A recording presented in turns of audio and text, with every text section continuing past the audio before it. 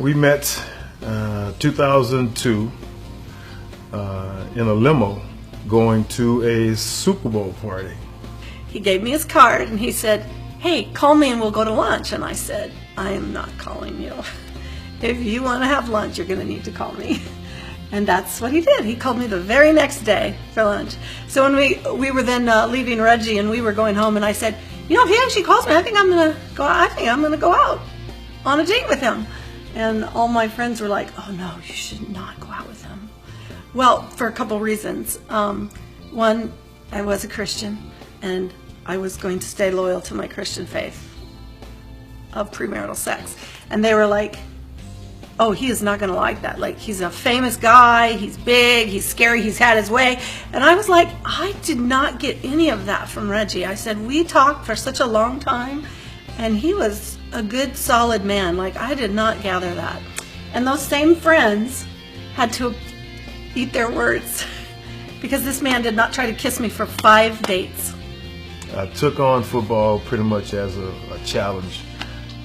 2 weeks into me going out for the team, the guy who bugged me every day until the end, he in the game, boom, he gets his knee blown out, boom.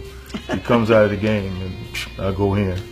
And that was kind of the story, you know. I never looked back from that point. You know, my high school coach, he had graduated from Hampton, and Hampton is like a historical black college university back in Virginia.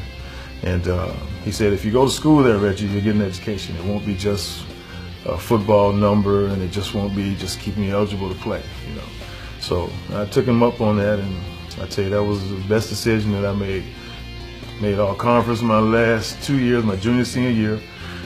MVP of the team my junior, senior year, and my senior year I made first team All-American for Division II school. Only the second guy would be drafted out of that college, and getting drafted and going to the Rams. So, and 10 years later, playing in the Super Bowl, I was playing in Super Bowl 14. On our very first date, I told Reg, "Hey, I'm going to be adopting, you know, you're not cool with that, then you need to know now." And of course, at that time, we thought it was like such a far off thing. And I got a letter in the mail on Friday that said, "Congratulations, you're in our system. It'll be up to 3 years for a match." And on Monday, I got a phone call. And she said, "We have a little baby boy." And of course, I was like excited, but a little nervous. And Reggie went with me, which turned out to be another perfect story. Picking him up, Yeah. going and getting him. And first of all, Taryn was like, "Oh, we need to go by and see Betty over here. We need to go see Don over here. We need to go over here." And I said, "No, let's just go home and give him a bath, clean him up, and just sit around and just stare at him for a while." So. And that is actually what we did. And I got a phone call from DPSS, my counselor, and she let me know that Ricky had 2 brothers that were in need of a home, and would we be interested and willing to take them in. Our middle son had severe abuse and severe trauma. He had brain damage and a full stroke at age 1.5 years old. He was in the hospital for 3 weeks, and he was wearing a helmet when I met him, and he had some burns and things on his body. So, you know, it was totally a God thing, you know, just having 2 of his actual siblings that we wound up having together. So that was kind of the real good thing about it. Whenever they find out that our boys are adopted, you know, they say, "Oh, you're doing such a great thing, you know, taking the kids out of where they are and putting them in a different situation." That's not how we kind of looked at it.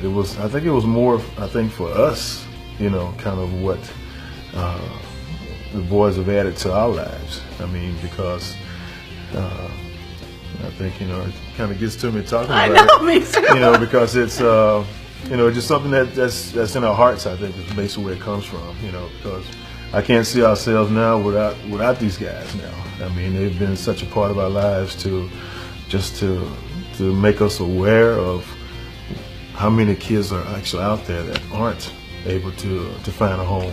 Say what Rancho de Mercedes has done is that they are giving opportunity to kids that wouldn't normally have these opportunities, you know. And I think with us, by our story and what we've done, it's more of just kind of making people aware, that these type of places are out there and available for kids that don't have. All kids need a family.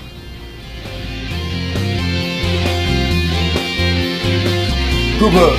1, 2, 3. Yeah! Squeeze y'all in the middle.